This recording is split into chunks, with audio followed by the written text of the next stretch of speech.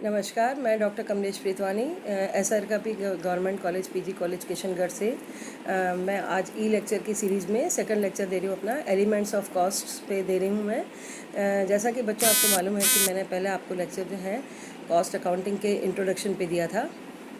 तो इसका जो है इंट्रोडक्शन के बाद में अब मैं इसमें आपको जो है एलिमेंट्स ऑफ कॉस्ट के बारे में बता रही हूँ कि कॉस्ट के हमारे 3 एलिमेंट्स हैं, मटेरियल, लेबर और ओवरहेड एक्सपेंसेस। तो जो मटेरियल पार्ट है, डायरेक्ट मटेरियल और इनडायरेक्ट मटेरियल में हम डिवाइड करते हैं। लेबर को भी हम 2 में डिवाइड करते हैं, डायरेक्ट और इनडायरेक्ट, और एक्सपेंसेस को भी हम 2 में डिवाइड करते हैं, डायरेक्ट और इनडायरेक्ट।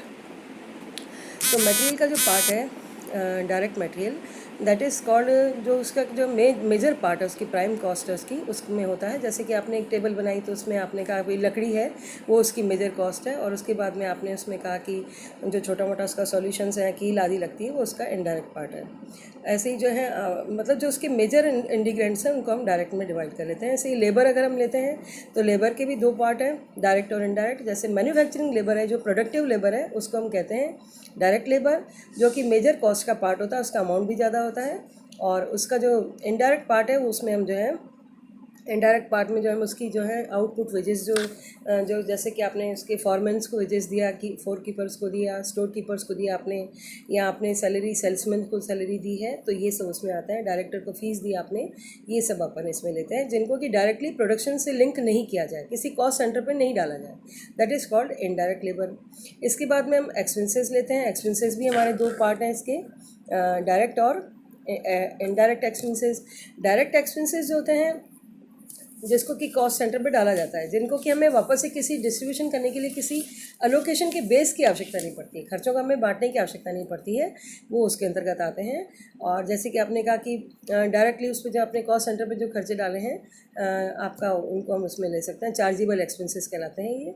और इनडायरेक्ट एक्सपेंसेस में आते हैं आपके जो खर्चे जो कि डायरेक्टली इन्वॉल्व नहीं है, उस पर कॉस्ट सेंटर पे डाले नहीं जा सकते, उनके बांटने के लिए कुछ उचित आधार की आवश्यकता पड़ती है।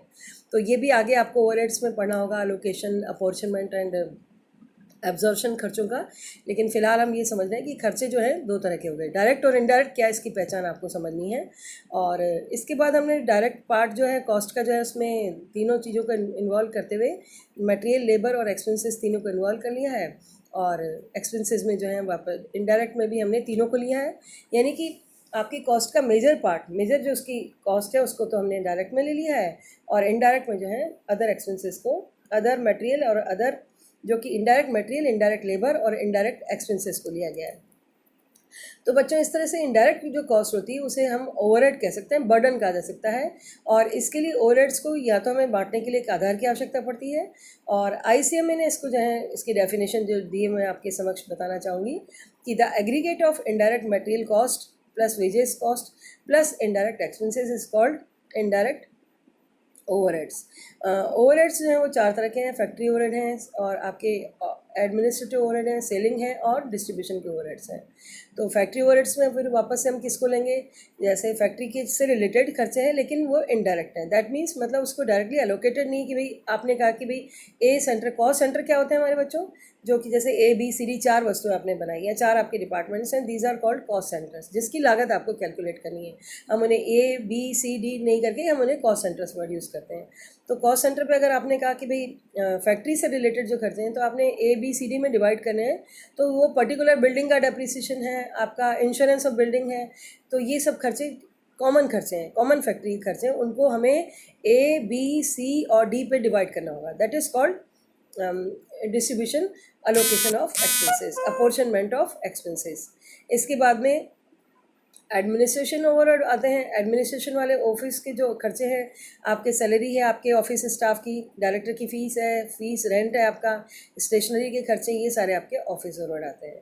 और इसी तरह से फिर हम जो है सेलिंग एंड डिस्ट्रीब्यूशन ओवरहेड्स लेते हैं। तो उसमें सेलिंग एंड डिस्ट्रीब्यूशन ओवरहेड्स में आपके जो माल को सेल करने से रिलेटेड खर्चे हैं, आपके आपका विक्रय करने से संबंधित खर्चे, उसके वितरण से संबंधित खर्चे, आपके एडवर्टीजमेंट के खर्चे हैं, आपका गोदाम के सारे खर्चे आते हैं, वेयर हाउस का रेंट आप देने हैं, डिलीवरी वैन्स का खर्चा दे रहे हैं, तो ये सारे खर्चे जो आपके आते हैं ये इनडायरेक्ट वाले एक्सपेंडिचर में आ जाते हैं। तो ये इसमें अपन ने इसको देखा कि कौन कौन से खर्चे अपने को इसमें लेने हैं। और इसके बाद में जो सेलिंग एंड डिस्ट्रीब्यूशन ओवरहेड्स के बाद में मैं आपको ये बताना चाहूँगी कि ये टोटल हमारी कॉस्ट बन गई। तो इसमें वापस से मैं इसको समराइज़ करके आपको वापस से बताती हूँ कि हमने ये पढ़ा कि डायरेक्ट क्या है और इनडायरेक्ट क्या है। डायरेक्ट को हमने ऊपर अलग से प्राइम में दिखा दिया। दिखाने की वजह क्या रही होगी? वजह ये है कि हम ये चाहते हैं कि हमें पता लगे कि हमारी कॉस्ट का मेजर पार्ट क्या है ना। अब आपने अगर अपनी कॉस्ट को मार्केट में जो आपकी कॉस्ट है वो अगर आपकी ज़्यादा हो जाती है तो कोई आपसे माल नहीं खरीदेगा। आप अपनी कॉस्ट को जो है 50 रुपये आपका साबुन की एक बट्टी आप देते हैं, सोप केस देते हैं, सोप देते हैं, और मार्केट में दूसरे जो अपना सोप जो है 20 रुपये का दे रहे हैं, तो आपके सामान को कोई नहीं खरीदेगा और इस तरह से आपका प्रोडक्शन वेस्ट हो जाएगा और आप जो है बिज़नेस आपका लॉस में चला जाएगा। तो बिज़नेस को सही रखने के लिए आपको ये ज़रूरी है कि आप कॉस्ट को कंट्रोल करते जाएं, कॉस्ट को सही तरह से कैलकुलेट करें। तो सही कैलकुलेशन में एक पार्ट ये भी आता है कि हम ये भी देखें कि कौन सी ऐसी कॉस्ट है जो कि इसमें नहीं ऐड होनी चाहिए। तो बच्चों, कॉस्ट शीट अगला चैप्टर हम इसमें देखेंगे, तब हम ये अच्छे से डिटेल में और समझेंगे इस चीज़ को। लेकिन मैं फ़िलहाल आपको यहाँ शॉर्ट में बता दूँ जो आपने पढ़ा है उसको कैसे कॉस्ट शीट में दिखाया जाएगा। सबसे पहले आप प्राइम कॉस्ट को दिखा रहे हैं, उसके बाद उसमें आप ओवरहेड्स को ऐड करते हैं और उनमें सबसे पहले फैक्ट्री को जोड़ते ही आप उसे कहेंगे वर्क्स कॉस्ट, और फैक्ट्री ओवरहेड्स को जोड़ने के बाद में फिर आप उसे कहते हैं फैक्ट्री कॉस्ट को जोड़ने के बाद एडमिनिस्ट्रेटिव एंड ऑफिस ओवरहेड जोड़िए तो उसको कहा जाएगा एडमिनिस्ट्रेटिव कॉस्ट, और फिर उसमें सेलिंग एंड डिस्ट्रीब्यूशन जोड़िए तो वो आएगा आपका कॉस्ट ऑफ गुड्स सोल्ड। तो टोटल कॉस्ट तक हम पहुँचते हैं और उसके बाद में उसमें हम जो है सेल्स में से कॉस्ट को माइनस करते हैं तो वो प्रॉफिट आता है, वही जो फाइनेंशियल में करते आए थे आप। लेकिन डिफरेंस यहाँ पर क्या हो गया कि यहाँ पर हमने कॉस्ट फैक्टर को कैलकुलेट किया है, और इसलिए बहुत इंपॉर्टेंट बात मैं अब आपको बताने जा रही हूँ जो कि इसके लास्ट में मैंने आपको बताई है कि expenses excluded from cost. Cost में से कौन कौन सी चीज़ों को एक्सक्लूड किया जाना चाहिए, किस किस को हमें नहीं किया जाएगा, क्योंकि अगर जो हम कॉस्ट में शामिल करने वाली चीज़ें हैं वो थी हमारी मेजर कॉस्ट। अगर आपने ये सब चीज़ें जोड़ ली, आपने कहा कि हमने इंटरेस्ट पे किया है लोन का, कैपिटल का इंटरेस्ट पे किया हमने, या आपके कैपिटल एक्सपेंडिचर है, या आपके ट्रांसफर टू रिजर्व्स हैं, रिजर्व बना लिया आपने। अब इन सब खर्चों को अगर आपने कॉस्ट शीट में स्थान दे दिया तो क्या होगा बच्चों? आपकी कॉस्ट अनावश्यक रूप से बढ़ जाएगी, और अनावश्यक रूप से बढ़ती मार्केट में आपकी वस्तु सेल नहीं होगी। तो इसलिए यहाँ पर हमारा मेजर ध्यान किस पे है। अब आपको यहाँ पे ही कन्फ्यूज़न होता है बच्चों को कि इसका मतलब हम कॉस्ट को छोड़ रहे हैं क्या? छोड़ नहीं रहे हम उनको, लेकिन ये कि उन कॉस्ट को हम यहाँ शामिल नहीं करेंगे। किसमें? कॉस्ट शीट में शामिल नहीं करेंगे। कॉस्ट पर यूनिट कॉस्ट हम निकालने जा रहे हैं, उसमें हम उसको इंक्लूड नहीं करेंगे। तो रिजर्व्स हैं, आपके फाइनेंशियल एक्सपेंडिचर्स हैं, आपके फाइनेंशियल नेचर की जो आपकी कॉस्ट है, कैपिटल लॉसेज हैं, loss on sale of fixed assets है, इनको इसमें शामिल नहीं किया जाएगा, जो कि मैंने इसमें पूरे डिटेल में बताया है। और लास्ट में मैंने आपको इसमें वापस से एलिमेंट्स ऑफ कॉस्ट को टेबल से क्लियर किया है। ये देखिए आपके सामने टेबल है। 3 पार्ट है हमारे एक्सपेंडिचर कॉस्ट के, material, labour and expenses. Material वापस से 2 तरह के हैं, डायरेक्ट और इनडायरेक्ट, और लेबर भी 2 तरह के हैं, डायरेक्ट और इनडायरेक्ट, और अदर एक्सपेंसेस भी 2 तरह के हैं, डायरेक्ट और इनडायरेक्ट। फिर इनमें से हमने डायरेक्ट को अलग कर दिया तो that is called prime cost, और इनडायरेक्ट को सबको एक साथ ऐड कर लिया, that is called overheads. And overheads वापस से 4 तरीके के हैं, works overhead, administrative overhead, selling overhead और डिस्ट्रीब्यूशन ओवरहेड।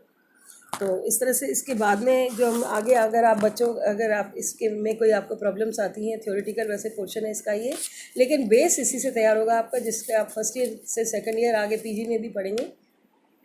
अगर आपको कभी इसमें कोई और प्रॉब्लम्स आती हैं तो आप मुझसे शेयर कर सकते हैं, मुझसे बात कर सकते हैं। मैं आपके व्हाट्सएप नंबर पे आपको नोट्स और भी प्रोवाइड कर दूँगी, हिंदी लैंग्वेज में भी, और ये इंग्लिश में मैंने फ़िलहाल समय के हिसाब से जो है दिए हैं। तो मेरा नंबर है 9928371948। आप मुझसे फ़ोन पे बात कर सकते हैं, और मैं आपको इसका और ज़्यादा क्लियर इसका कर सकती हूँ, क्योंकि 32 साल का जो हमारा एक्सपीरियंस है अगर वो आपके साथ में शेयर होता है तो मुझे बहुत खुशी होगी कि हमारे बच्चे सब्जेक्ट को प्रैक्टिकली अच्छे से समझ पाएँ। क्योंकि सीए कर रहे हैं आप, या सीएस करते हैं साथ में, या एमबीए में जाते हैं, तो भी आपको जो है कॉस्ट को अच्छे से समझना बहुत ज़रूरी होगा। तो इसको आप अच्छे से समझें, और कभी भी इसके बाद नेक्स्ट वाली जो सीरीज़ है मेरी इसका कॉस्ट शीट, उसको भी आप ध्यान से सुनिएगा, तो इससे आपको कॉस्ट अच्छे से क्लियर होती जाएगी। धन्यवाद।